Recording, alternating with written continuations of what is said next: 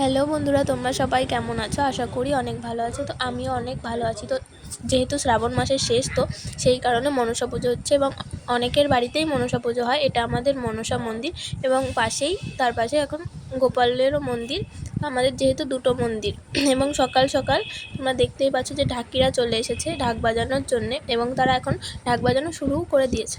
যেহেতু আজকে পুজোর আগের দিন, তো আমরা সেই কারণে ঠাকুর বিসর্জন দেওয়া এবং ঠাকুরটিকে এনে রাখছি। এর ফলে আমাদের অনেকটাই কাজ এগিয়ে আসছে।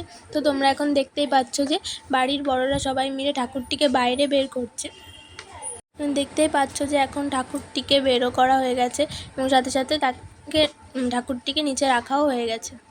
তো বন্ধুরা, কালকে যেহেতু পুজো, তো সেই ভিডিওটাও আমি দেওয়ার চেষ্টা করব। তো এই ভিডিওটা কেউ স্কিপ করো না, তোমরা পুরোটা দেখো। তো এখন দেখতেই পাচ্ছ আমার ছোট যা এখানে ঠাকুরকে বরণ করছে এবং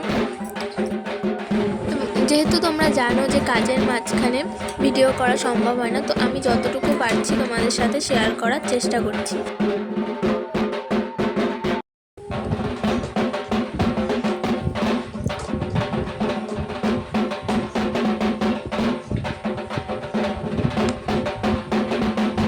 তোমরা জানোই যে বাড়িতে মনসা ঠাকুরের সাথে সাথে শিব পুজোও করা হয়। তো এখন আমাদের শিব ঠাকুরটিকে বরণ করা শেষ হয়ে গেল এবং আমাদের এখানে মনসা মাকে বরণ দেওয়া হচ্ছে।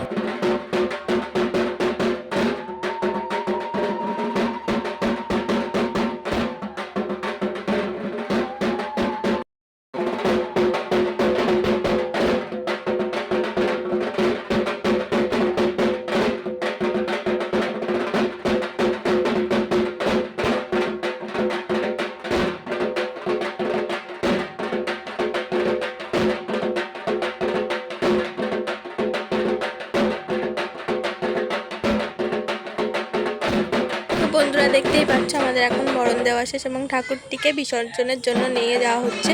তো তোমাদের যদি ভিডিওটি ভালো লাগে তো লাইক, কমেন্ট, শেয়ার করে দিও এবং নেক্সট ব্লগের জন্য তোমরা অপেক্ষা করতে থাকো।